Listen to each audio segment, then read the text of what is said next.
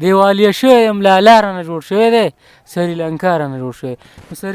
السلام علیکم. خیر دی برابر شکر دی الحمدلله. امید دی چې تاسو به خیر برابر یئ او په خیر خیریت سره خپل کورونو کې امن سره ناست یئ.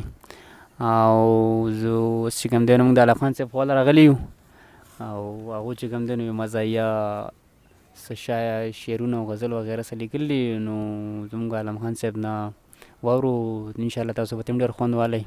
علم خان صاحب تاسو به موږ ته څه مزاحیه څه اشعار وغیره ډایله کوئ؟ زه په خپله چې یم زه ډېر زیات مزاحیه شاعري کوشش نه کوم خو دا یو دې کسانو په فرمایش مې لیکل دی. دیوالیه شوی یم لالا رانه جوړ شوی دی سریلانکا رانه جوړ شوی دی. بې خرچې شوی یم لالا رانه جوړ شوی دی. بې خرچې شوی یم لالا رانه جوړ شوی دی سریلانکا رانه جوړ شوی دی.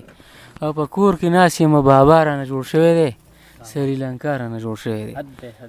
او هر یو سړی دی خوارزاره نشته وطن کې کاروباره بیخي ورک شوی دی روزګار خوشی ګرځېږمه کوتکشه رانه جوړ شوی دی سریلانکا رانه جوړ شوی دی. خو بیا دا بله کړی ده چې یو خو بهتر څه مهنګایي ده بل مې شپږ اووه سوه دیاړي ده او بله د جون سخته ګرمي ده. یو خو بهتر څه مهنګایي ده بل مې شپږ اووه سوه دیاړي ده او بله د جون سخته ګرمي ده. ویښته مې وتې دي کټا رانه جوړ شوی دی سریلانکا رانه جوړ شوی دی. او سهار کې چای نسکم ورکېږم د ماشومانو نه پټېږم د سکول د فیس نه ډېر یریږم. د سهار کې چای نسکم ورکېږم د ماشومانو نه پټېږم د سکول د فیس نه ډېر یریږم. الله دې خیر کړي څه بلا رانه جوړ شوی دی سریلانکا رانه جوړ شوی دی. او تور چای په 1000 روپۍ کیلو دی. تور چای په 1000 روپۍ کیلو دی. د دې نه زیات ریټ د غوړو دی. ریټ هم ختلی د وړو دی. تور چای په 1000 روپۍ کیلو دی. د دې نه زیات ریټ د غوړو دی. ریټ هم ختلی د وړو دی. او ټاپ لیونی د پښتونخوا رانه جوړ شوی دی سریلانکا رانه جوړ شوی دی.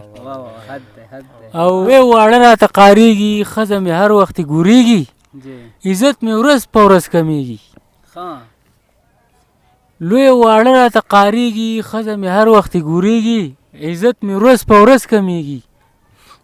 حق او حیران یم داود شاه رانه جوړ شوی دی سریلانکا رانه جوړ شوی دی.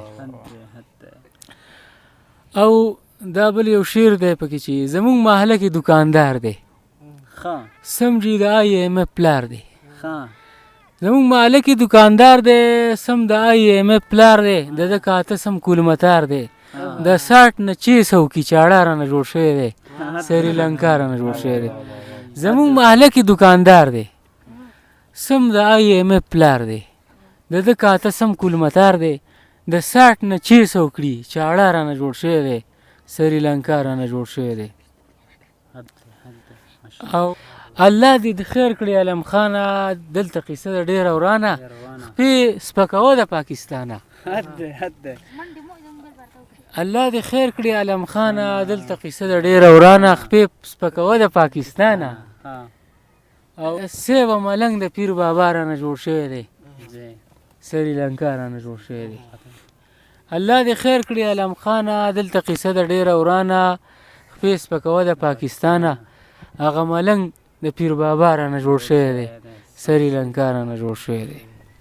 زه دا یو پوښتنه کوم چې دا سریلانکا تاسو په مخ استعمال کړلی به د دغه کې نو د دې باره کې تاسو نه تپوس سریلانکا دا ده چې زه په خپله د هر سړی وایي مړه وایي د پاکستان نه وایي سریلانکا جوړ شو که نه سریلانکا وایي دیوالیه شوی دی نو داسې زه هم دیوالیه شوی یم نو ځکه ما دا ویل دي.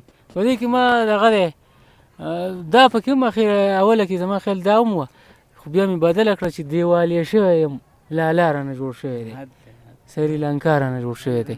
صحیح شوه سریلانکا دیوالیه شوی دی خوار شوی دی ختم دی. نو داسې مونږ هم خوار شو لکه تش جیب دی او قصه ډېره ورانه ده. نو ما دا شی ولیکو د کسانو په فرمایش. حد دی ماشاءالله.